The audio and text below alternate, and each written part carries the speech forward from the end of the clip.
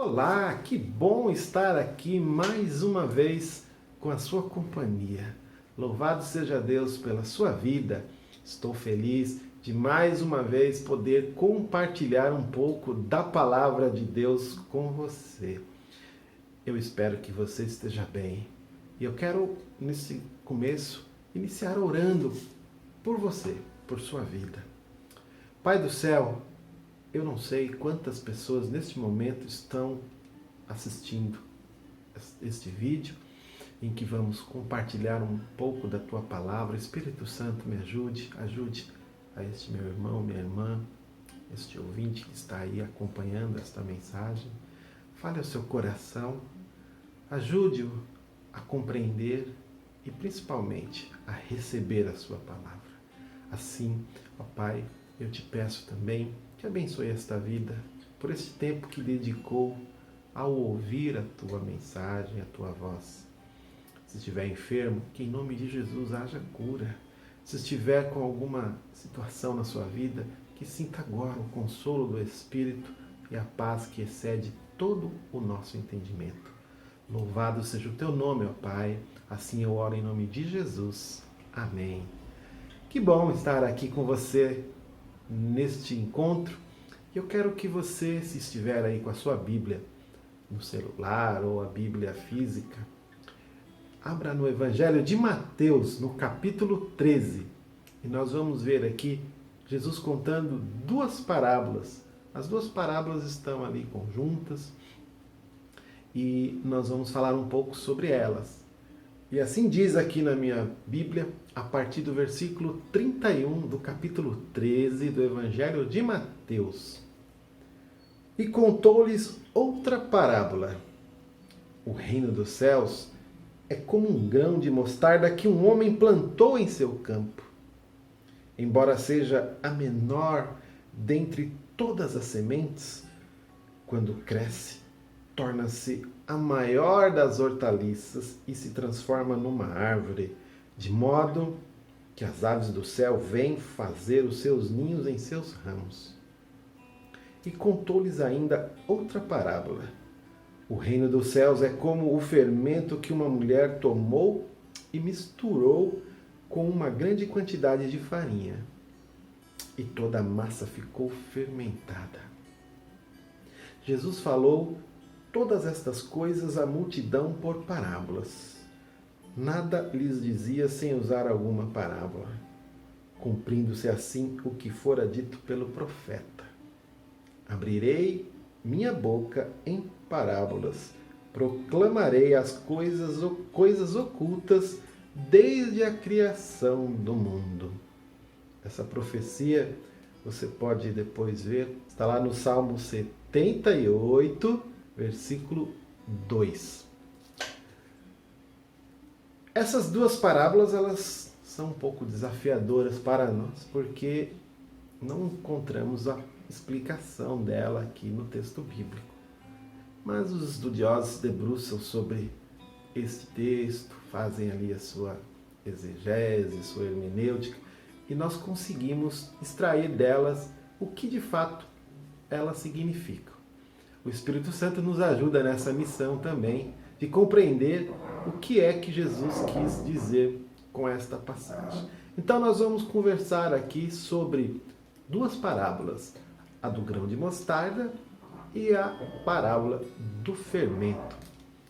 É importante que, com esse tempo que nós estamos dedicando, isso vai te ajudar a conhecer melhor essas duas parábolas que eu acabei de mencionar. E também você vai conseguir identificar o poder, a autoridade e o controle de Deus sobre tudo e sobre todos.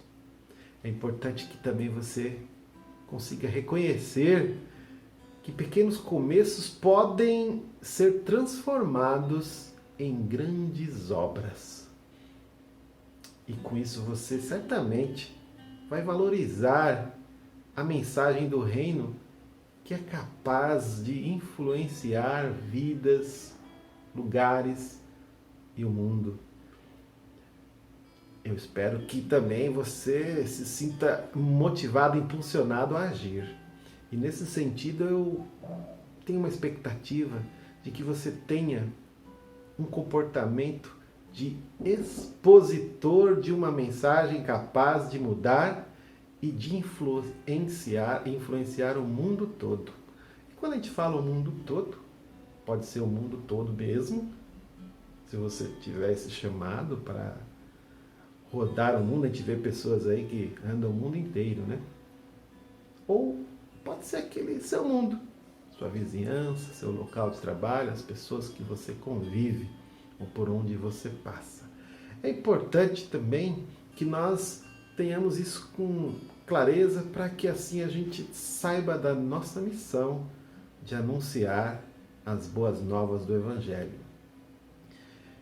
Naquele tempo que Jesus contou estas duas parábolas, a maioria das famílias tinha na sua casa ali uma horta, né, uma pequena plantação, e muitos deles não plantavam só para o seu próprio sustento. Muitos deles também plantavam para comercializar, para abastecer o mercado e assim ajudar outras pessoas a ter ali os seus alimentos. E fazer também pão em casa era uma atividade corriqueira. Não é como hoje, você tem uma padaria que você acorda cedo, vai lá e compra um pão pronto, ou guarda em casa outros tipos de pães que você pode comprar no supermercado, para quando acordar já está ali, fácil, prático fazer o nosso café da manhã. Mas naquele tempo não era assim, tinha-se o hábito de fazer o próprio pão. Então era uma atividade corriqueira e essencial para as famílias.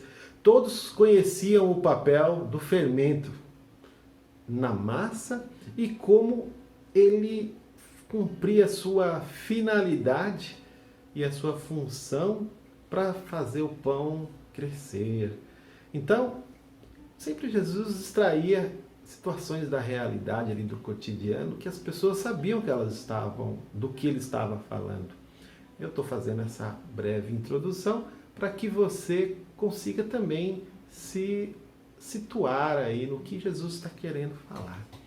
Talvez você não tenha nenhuma horta na sua casa, nenhuma plantação, talvez você está me ouvindo e mora numa região rural e vai entender muito bem sobre essa questão da plantação desta árvore. Ou do pão que você costuma fazer, né? Tem gente que faz o pão caseiro, então vai entender muito bem a função do fermento. Se você não tem contato com nenhuma dessas duas atividades, fique atento, porque eu tenho certeza que você também vai conseguir compreender o significado dessas duas parábolas. E Jesus, por meio dessas duas parábolas, estava fazendo uma ilustração do reino de Deus. Lá em Marcos e Lucas, quando narram esta mesma parábola, né, principalmente a do grão de mostarda, que é repetida lá, eles dão a entender que Jesus estava conversando com as pessoas e sentiu a necessidade, né, de ilustrar o reino de Deus, porque ele estava apresentando o reino de Deus e as pessoas às vezes não conseguiam compreender. Então, lá ele vai dizer algo mais ou menos assim: com que eu posso comparar o reino de Deus, né? Vamos ver aqui com o que parece o reino de Deus. E aí ele começa a contar a parábola do grão de mostarda.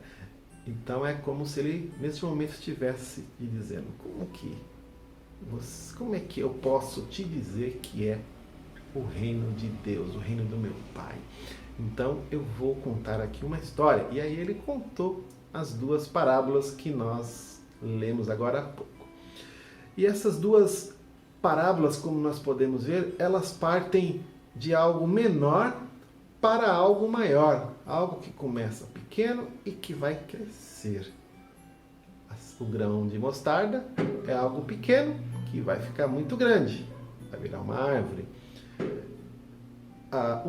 O fermento é algo insignificante, mas que quando misturado com a massa e depois vai ao forno, o pão, ele vai ficar grande. Ambas falam de algo sobrenatural a respeito do nosso Deus, de Deus. Com essas duas ilustrações, Jesus queria mostrar o grande poder do evangelho que ele estava anunciando. Este evangelho, ele era suficiente para influenciar, contagiar e alcançar toda a humanidade, ainda que naquele momento se apresentasse aos olhos dos homens como algo pequeno e quase sem valor. Para aquelas pessoas ali do tempo de Jesus que ouvia a sua mensagem, era algo que não fazia muito sentido o que Jesus estava falando, ensinando, porque eles estavam no momento em que ele estava anunciando. Mas nós que estamos aqui há 2000 anos depois, conseguimos entender bem melhor o que é isso que ele estava falando, né? Mas vamos seguir. Ao longo do nosso tempo aqui, nós vamos deixar isso mais claro. Aqui eu estou trazendo para você uma imagem mostrando uma semente de mostarda que ilustra aí, né, o que era esse grão de mostarda que Jesus estava falando. Dá uma olhadinha e observe bem o pequeno tamanho. Agora nós vamos ver aqui no que ela se transforma. Olha só, depois de plantado, germinado, nascido, crescido, olha o tamanho que esta pequena semente se transforma. Você vai ver que então esses dois elementos da parábola são muito importantes para você compreender o que é que Jesus está querendo ensinar. Agora vamos ver os dois elementos da segunda parábola. Olha só, um pão sem fermento como é, né? Parece algo sem graça, parece um biscoito de água e sal. Agora veja aqui um pão com fermento. A diferença, o volume, a aparência, né? Tem algo mais encorpado, né? Então você conseguiu aí enxergar os elementos das duas parábolas, como elas são, de onde parte para onde chega, e tanto que naquele caso do pão sem fermento, nós já temos um pão ali. E ele está sem fermento, então você vê que ele é achatadinho, sequinho, né? Parece que é algo não atrativo, sem graça. Já o pão com fermento, ele está, né, mais bonito, mais bem apresentado. Nós vamos então aprender aqui o que Jesus queria ensinar com estas parábolas. Primeiro, é importante que você compreenda que Jesus está falando sobre o poder transformador do Evangelho. Tanto na figura da pequena semente, capaz de produzir uma grande árvore, com capacidade inclusive de abrigar quantos nela se refugiassem, quanto na figura da pequena quantidade de fermento que, misturada em 3 medidas de farinha, faz da massa aumentar consideravelmente o seu volume. Jesus ensina sobre o excepcional poder do Evangelho, que é capaz de transformar pessoas no individual e o mundo no coletivo. Agora nós vamos ver que com isso nós encontramos uma força penetrante da graça no mundo e nas pessoas. Primeira, a graça de Deus não tem período de carência. Começou lá em Jesus e ainda se manifesta em nossos dias, como manifestou na minha vida, na sua, e ao longo da história da humanidade, o impacto, a influência que teve nos lugares por onde o Evangelho chegou, que mudou a vida de pessoas, de sociedades, comportamentos, realidades.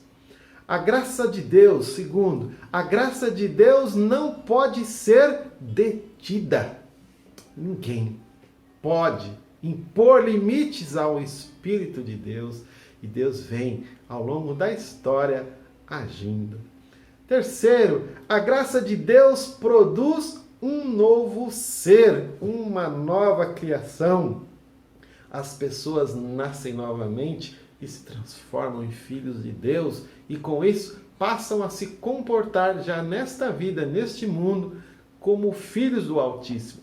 Os verdadeiros e genuínos filhos de Deus se comportam desta forma. Talvez você vai falar, mas não é o que eu vejo por aí. Então, você está vendo algo que não é. Porque os verdadeiros filhos de Deus transformam o mundo. Se não está transformando, se está parecendo com o mundo, se não tem nada de novo, então é algo a ser considerado. Será que a graça de Deus está aí? Não vamos ficar aqui neste momento entrando nesse tipo de argumento. Mas uma coisa é certa. Quem é de Deus, age como filho de Deus. E por fim, a graça de Deus jamais falha. Ela é perfeita, ela não falha. Agora, também nós vamos ver o poder da fé dentro desse contexto das duas parábolas. O crescimento, primeiro, é extraordinário. Você tem que crer que o crescimento da obra do Senhor é extraordinário. Não tem nada que vai impedir o crescimento. Vai crescer. O Evangelho de Deus cresceu até os nossos dias. Aqueles primeiros homens e mulheres que disseminaram o Evangelho no mundo de sua época, será que eles tinham ideia que teria o alcance que teve? Paulo, será que tinha ideia do alcance que teve, o Evangelho está aqui entre nós. Há falhas, problemas ao longo da história do cristianismo na Terra, mas isso é homem, é o ser humano. Assim, quando você lê o Antigo Testamento, a história de Israel, você vai encontrar vários problemas lá também. Deus não oculta os erros, as falhas do ser humano. Porém, estamos aqui nos nossos dias por meio desta graça. E essa fé que eu creio que vai continuar avançando o Evangelho até o último momento em que existirmos como raça humana. O desenvolvimento maior do que outras árvores da sua espécie. O desenvolvimento do Evangelho ele é muito maior do que qualquer outra coisa que tenta se assemelhar ao Evangelho de Cristo. O crescimento é certo e é extraordinário. E o desenvolvimento é muito superior a qualquer outra atividade que queira concorrer com o Evangelho de Jesus. E, por fim, eu tenho que crer também de que a intervenção direta de Deus, ela acontece porque é Ele que sustenta a sua igreja, o seu corpo, seus filhos nesta terra. Quando você ouve situações, notícias dos nossos irmãos que vivem em países fechados para o Evangelho, e você vê ali o Senhor intervindo, livrando, e muitas vezes até mesmo chega-se a fins tristes, mortes, sequestros, sofrimentos, mas isso só mostra que Deus está firme, está intervindo, porque Ele segura na mão daqueles teus filhos, filhas, até o último instante, porque eles não negam a fé que têm em Jesus. Olha só, muita gente na hora H treme na base quando vai preso, confessa um crime, negam, outros assumem, muitos fazem suas delações, mas quando você vê um cristão verdadeiro, genuíno, num lugar fechado para o Evangelho, ou quando alguém o ataca e o confronta e fala, nega esse Jesus ou morre, e essa pessoa fica firme, ali é Deus intervindo, segurando firme na mão daquela pessoa para que ela consiga ir até o final e ser fiel até a morte. Nós vamos agora partir para um breve momento de reflexão em tudo isso que nós falamos. A primeira reflexão que eu quero dizer para você, fazer com você, é que nós temos experimentado de fato o poder do Evangelho em nossa vida, no nosso modo de viver. Você tem experimentado isso de fato? Se a sua resposta for afirmativa, quanto já fomos influenciados pelo poder do Evangelho de Cristo em nossas vidas. O quanto que você tem sido impactado, transformado pelo Evangelho de Jesus. O Evangelho da cruz, o Evangelho da graça que te tira de uma condição de distante de Deus para ser agora íntimo de Deus, para ter Deus em você, o Espírito Santo habitando em você. Isso tem que gerar novidade de vida, mudança. Tem que existir amor, compaixão pelo próximo. Você tem experimentado isso? Temos também percebido e experimentado o sobrenatural de Deus? Você e eu, nós aprendemos até aqui a caminhar pela fé e não pelo que vemos? Temos visto e sentido o braço forte do Senhor em nosso caminhar?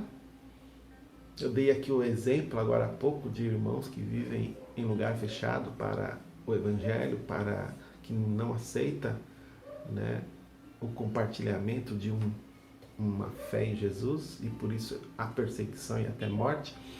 Você tem experimentado isso? Já passou por alguma situação difícil que você foi firme ali, manteve-se firme na sua fé? Você sabe defender a sua fé? Você conhece a palavra de Deus o suficiente para ter a sua fé embasada na palavra e para também defendê-la quando necessário? E você já experimentou situações na sua vida de que você viu o poder de Deus ali se manifestando porque você ficou firme na fé? Quantos trabalhos, né, nós vemos hoje? Começa pequeno, ou às vezes sem nenhum tipo de resultado inicial aos olhos humanos, e Deus faz isso depois uma grande experiência de vida. Somos alvo da graça de Deus? Ela já te alcançou? Eu já tive a alegria de ser alcançado por essa graça. E caso você ainda não tenha sido alcançado, abra o seu coração para o Espírito Santo neste momento, que Ele está aí querendo te alcançar com a graça, para te tornar filho, filha de Deus. Já gerou em mim, em você, uma nova identidade? Você não é mais aquele homem, aquela mulher que era antes de conhecer a Jesus. Se você era brigão, não é mais, é pacífico agora. Se você era desbocado, agora suas palavras estão temperadas com sal. Se você era uma pessoa que só arrumava confusão, problemas no mundo, na família, agora você é o bom perfume de Jesus. Isso é a identidade de filhos de Deus, de filha de Deus. As outras pessoas percebem a diferença e falam: o que é isso? O que você tem? Você é diferente, você tem algo aí que eu não sei o que é. É a presença de Deus em você que está irradiando luz e sal e tempero na vida daquela pessoa. E a graça de Deus continua ainda operando no seu interior? Você tem encontrado abrigo nesta graça? Isso tudo tem a ver com a parábola, né? Porque não se transformou numa árvore e virou um abrigo para os pássaros, ali está dizendo que a graça de Deus, ela hoje é o abrigo para o homem e a mulher que queira receber este Deus como o Senhor da sua vida.